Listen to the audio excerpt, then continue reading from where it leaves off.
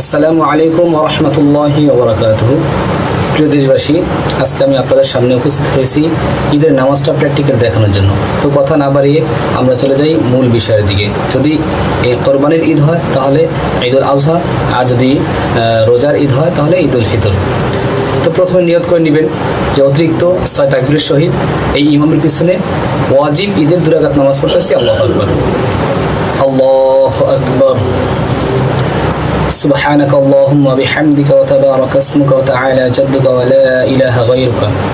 এরপরে 3টা অতিরিক্ত তাকবীর, প্রত্যেক তাকবীরে হাত ছেড়ে দিবেন।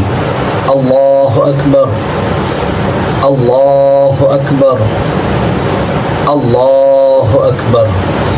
এই 3য় নম্বর তাকবীরটা বলার পরে হাতটা এবার বেঁধে নিব। এবার সাধারণ নামাজের মতো সূরা কিরাত ইমাম সাহেব সব কিছু পড়বে, পড়ার পরে রুকু সিজদা সব করে এবার দ্বিতীয় রাকাতের জন্য দাঁড়াবে। দাঁড়ানোর পরে এবার সূরা ফাতিহা পড়বে, তার সাথে একটা সূরা মিলাবে। এরপরে আবার রুকুতে যাওয়ার আগে, এখন কিন্তু ডাইরেক্ট রুকুতে যাব না, এই ভুলটা আমরা অনেকে করে থাকি। এবার আবার 3টা তাকবীর অতিরিক্ত, আল্লাহু আকবার, আল্লাহু আকবার, আল্লাহু আকবার।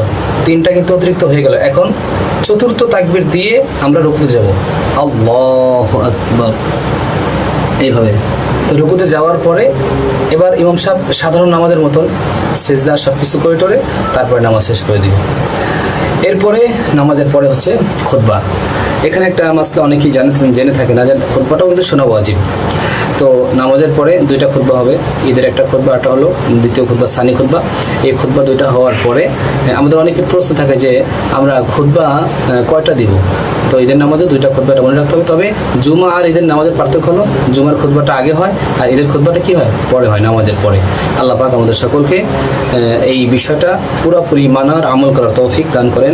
আসসালামু আলাইকুম ওয়া রাহমাতুল্লাহি ওয়া বারাকাতুহু।